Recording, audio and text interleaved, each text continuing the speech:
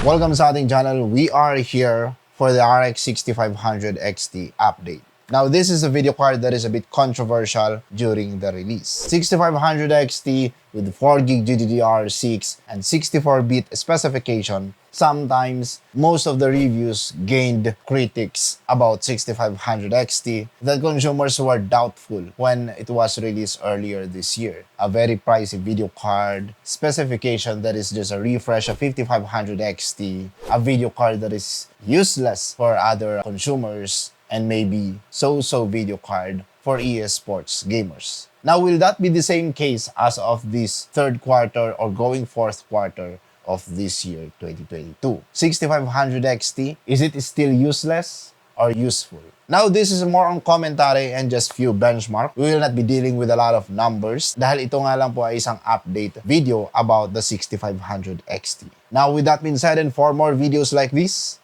feel free to subscribe. This video is brought to you by SCDKey, the best website that you may visit in terms of very affordable deals and best offer para sa application softwares, games, and yes, operating system. And there you are, you may check the Windows 10 Pro, and by using our promo code, ma-avail mo lang siya ng around $14.95 or 700 plus pesos. That's it mga kaibigan. Check the description below. May mga links po tayo dyan to go directly sa kanilang website. 6500 XT, if price tag niya as of now is 15K more or less, I doubt that this video card will still be interesting as of now. Pero with the price cut that was done on both competitors and even with other lineup of AMD RX series, this 6500 XT is now at a price tag of 12K more or less. And we are hoping that it will even drop by the following months dahil nasa 12,000 na siya ngayon. So most likely, it's now a bit closer than the 5500 XT na naunang models ng 6500 XT video card that we have here. Pero ito yung part where I want to explain why hindi ko to masyadong na-feature before 6500 XT. The fact that this can be maximized with PCIe 4.0 and the platform as of now is mostly high-end like X570, B550, and if you will be going for those motherboards, especially those higher models and variants, nasa price tag po sila ng mainstream. And this video card is positioned supposedly for the bang for the buck consumers. And if you will go for those bang for the buck motherboards, like for now is the B450 or those even lower variants of motherboards, those are PCIe 3.0.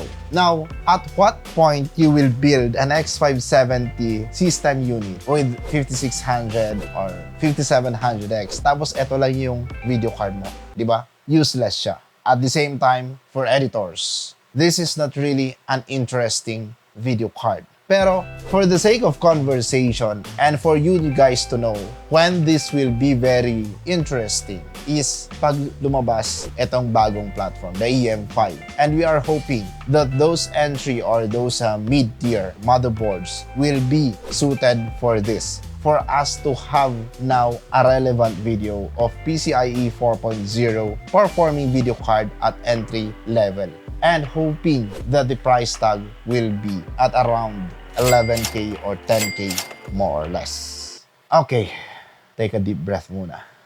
We are not here to sugarcoat certain hardware just for you guys to have it. But I am here to tell you things when this will be applicable and what's the update. 6500 XT as of now, with the benchmark na ginamit natin ngayon is X570, makikita natin that it's reasonable to have this on eSports game. 1080p resolution, tapos ang system unit mo most likely, if we will disregard yung ginamit nating hardware during the benchmark, is nasa 30K total more or less to 40K. 6500 XT, sobrang sulit niya. A very good option that you may have. Ang maganda kasi dito is yung kanyang performance towards those games is at least at a 100 plus FPS more or less at acceptable settings. Not low settings, not super high settings, and of course, it is a 1080p resolution. Pero as of now, these are just the numbers that I will be showing you for the actual benchmarks on those esports games. Pero pagdating sa more in-depth review or benchmarks and numbers, pagdating sa different kinds of games and comparisons, that will be when the EM5 entry-level motherboards are released. Hintayin natin, and 6500 XT is definitely in the conversation. Pero for now, I don't want to give you vague review. Review that is, kumbaga, nagawa nga natin. Like today, X570 siya. Pero if you will ask me to expound these reviews and results, I think it is better to reserve that for the upcoming video. Now, this video, as I have said earlier, is just a commentary if it's useful or useless, or interesting or irrelevant, unreasonable. Yun lang. I know most of the reviews are purely criticisms of 6500 XT. Pero that is more on external factors like pricing and hardwares used, or what you can build to have the maximum potential of a 6500 XT. So ayun po yung gagawin natin. Keep posted because in the future, we'll have a review of how far can we go with the 6500 XT entry-level video card of AMD. And please, AMD, cut the pricing. The competition as of now is totally different than before. During the pandemic, the options is so narrow. Pero as of now, that on both sides of competitions, may it be on the same AMD lineup or competitor lineup, na ang tindi na ng mga price cut and the declining market of IT industry, kailangan ng 6500 XT an adjustment. The 12K more or less still quite expensive as of now.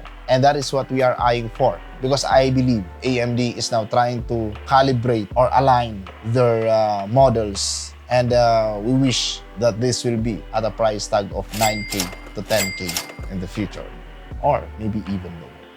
Now, with that being said, and for more videos like this, feel free to subscribe.